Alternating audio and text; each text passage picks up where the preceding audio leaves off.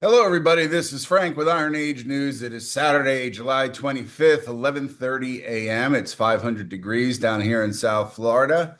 And I received a note from some of the alumni from my college about a recent Jimmy Kimmel show, which had up and coming, which is odd because he's been in business for quite some time, very talented actor named Colman Domingo, who was on the Jimmy Kimmel show and was disparaging Elon Musk for his historical uh, version of the Odyssey, which he wishes to put together. Domingo made some I consider racist comments, but you're allowed to make racist comments these days as long as it's not against whatever. And I didn't want to do this, but I'm tired of this bullshit. This is a person people say, well, you know him. I will say this. Here's my qualifier on that. That was in 1993, 94, maybe 95, 92 to 94. But do I know him now? Obviously not, right? That guy, long gone. It's a shame. He was a great fella. The new person is this. So instead of really going too much into that, because his life is his life and he has chosen it, and I never see him anyway, so why should he give a shit about what I say? But I have to give a shit about what he says because, he's showing for the left. So I want to talk about Christopher Nolan's new version of the Titanic, which is called the Odyssey. And not because we want to review the camera angles or the performances or the debate surrounding the movie, is actually probably more interesting than the movie itself. Somewhere along the way, people stopped talking about adaptation or storytelling or artistic vision and started making this political. This is a very political film, not by the incredible writing, but more or less by this backstory on a lot of the casting. So, as I said, when Colman responded to the criticism of the film's casting, he compared the Odyssey, and this bothered me because I took classes where we read the Iliad and we read the Odyssey and we understood ancient Greece and storytelling and things of that nature.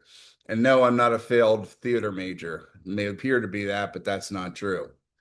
Um, and he compared that to a fantasy like the Hunger Games and suggested that critics wanted to cast a group of people that were whiter than Cracker Barrel on Christmas, which is kind of racist considering I go to the Cracker Barrels in the Middle South, which are usually pretty much broken up into different ethnic groups. But what do I know? I don't live in Hollywood. So I understand what he's trying to say. His point was that it's mythology and he should be allowed to follow certain artistic freedoms, which is funny because once again, he's not in the movie. I don't know if he ever worked for Nolan. Maybe he's up for a part now. Who knows? It's that kind of business. But the comment actually made the discussion worse, as far as I'm concerned, because I would have never seen the movie or cared if he hadn't run his mouth with this anti-white bullshit because it's funny. And here is, we'll get to in a minute. So instead of asking, did Nolan make the right artistic choices? The debate suddenly became whether critics themselves are motivated by prejudice, which is a smart move in a DEI culture. My movie doesn't suck. You're a racist, right? So those are two completely different situations as far as conversations go. All right. And what the hell should we say about that? As someone who enjoys history and literature, that would be me. I think the real discussion deserves a better answer. So let's begin with the obvious. The Odyssey is mythology. Nobody has disputed that. People aren't turning people into animals. There aren't a bunch of, witches around. There are gods, monsters, magics. It's an impossible journey, but mythology is not the same thing as fantasy. Fantasy creates an entirely new world, like Game of Thrones for you that need to have modern references. I'll say Middle Earth, Narnia, Panem, whatever the fuck it was called from the Hunger Games. The Odyssey is different. It takes place in and around the islands of Greece, in and around the Mediterranean, such as that. Those of you who don't recall that the Iliad was considered to be a complete fable until they dug up the city of Troy. Think about that, right? They have the same issue going on with things in the Bible where they find different historical facilities, but we're not going to get all into that stuff. The Odyssey takes place within an identifiable Greek civilization. They recognize the geography, they recognize the culture, the politics. The myth exists inside a world that the people actually inhabited. These gods that are in the story were the gods of the people. It wasn't like they had a whole other group of gods. These are the gods of the people at contemporary Greece. And that distinction matters because it happens to shape what audiences reasonably expect from an adaptation. Now, here's where I think the real criticism begins. And once again, bear with me, I don't do film criticism too often and usually just don't watch them. Christopher Nolan had several perfectly legitimate directions he could have taken this film. He could have gone full historical epic, right? Think about Troy. Same kind. It's Troy is the movie before this movie, if you have to follow and live only in movies. Okay. Now, that was not historically perfect, but visually and philosophically, it committed to presenting Bronze Age Greece. Or, you could have gone the Shakespearean route because they did not follow contemporary. They didn't know a lot of the things that would go on there. They would dress as their own time period. And if this is being called into racism and things like that, and we're righting the wrongs of things that would have occurred, my two favorites in this era, especially in the televised or film adaptations, would have been these remarkable productions. If you have not seen either of these, one was Macbeth, Denzel Washington, and the other was Othello, James Earl Jones, where the audiences readily accepted unconventional casting, right? Because the production clearly announced that performance, not historical reconstruction. That is the fact. It was the artistic objective. Nobody walked into these productions expecting archaeology. They expect Shakespeare. And then there's my favorite example of, if you're really for real about this and not just hiding behind a smokescreen because my movie's not so good, Oh Brother, Where Art Thou, right?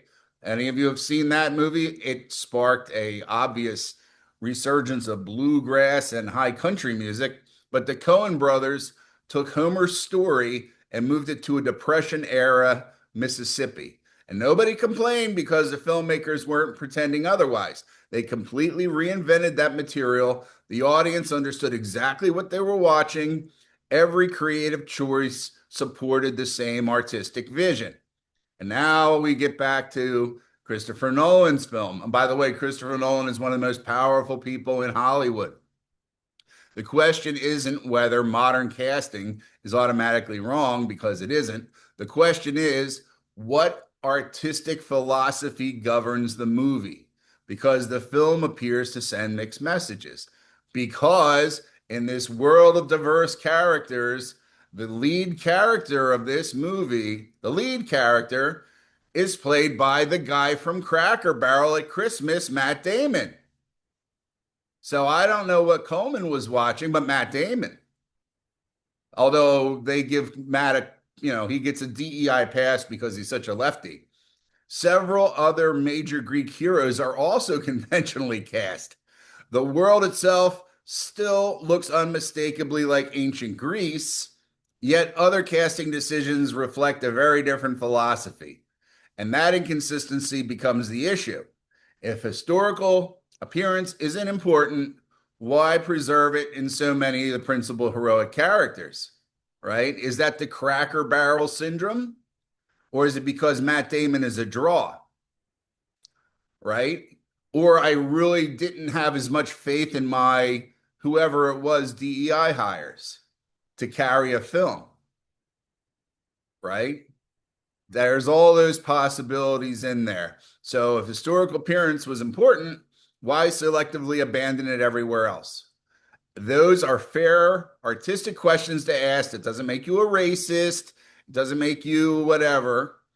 they aren't accusations, they are criticism. And criticism is exactly what art is supposed to invite. So here's where I think Colman Domingo unintentionally hurt the discussion because, he's on Kimmel.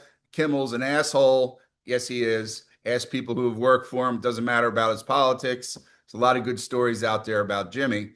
Instead of answering those questions, he questioned the motivation of the people asking him. And that's unfortunate, because now we'd have to do the same thing with him. Because great actors have already demonstrated that audiences will embrace unconventional casting when it serves a coherent artistic vision, right?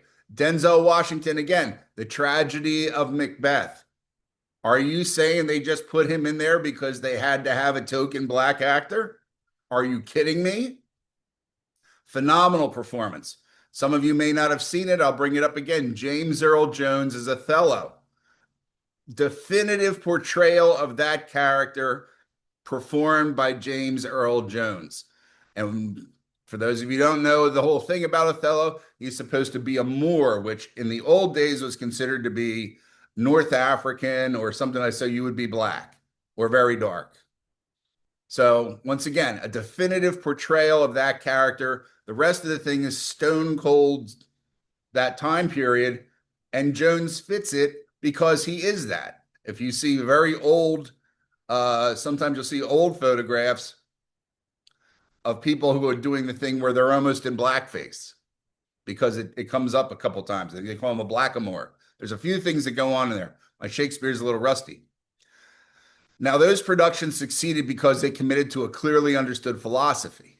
The audience knew exactly what type of adaptation they were seeing. They weren't releasing these things as the film went along. Oh, this person's playing that and that, because they felt the movie was probably such a flopster that they had to get an excuse if it sucked, because then people would say, oh, I hated you put such and such a person in this film and such a person in this film, right? Because then you can explain it away, hashtag cause racism.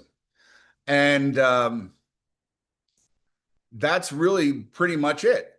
So you left a situation that was probably bad, a marketing plan which was not good at all, didn't understand the current climate, and now you're going on the offensive through different tiered actors and actresses to go on a television show to go against. And who cares about Elon Musk, really? I mean, it's funny you picked him because it doesn't hurt Coleman's career to do it, because if you looked online, which I did, he's everywhere now. And he was a very good actor. He is a very good actor. He should have gotten more breaks. He's in a lot of stuff, but he could have carried films at any time in the last 5 to 10 years. But once again, this is one of those things where you say, don't know the person, thought I did a little bit, didn't ever said I was a super close, intimate friend or anything. Did a couple things with him back in the old days, but my phone's not ringing. And I don't care, because if this is the kind of shit you have to do to be at that level of Hollywood, is it really worth it? Where were these guys back when he was a struggling artist, right? Before it was cool to be whatever it was, right? It's neither here nor there, but it paints a bad image of, if we really want to consider art to be art, right? I would argue that you can adapt, and adaptation is essential. Every generation is going to retell great stories. We got to get away from this bullshit with the fucking comic books, because 99% of the stuff that's coming out now, the kids that are young that are watching it have never read these stories. These stories are 20 years old, 30 years old, some of them more. How old's Spider-Man, right? So the basis that you were drawing from that old industry of the comic book is gone now. So my criticism, as I said, is that Nolan appears to have stopped halfway. He didn't fully embrace historical reconstruction. He didn't fully embrace theatrical reinterpretation. He didn't invent a film the way the Coen brothers did. Instead, he sort of seems to occupy an uncomfortable middle ground.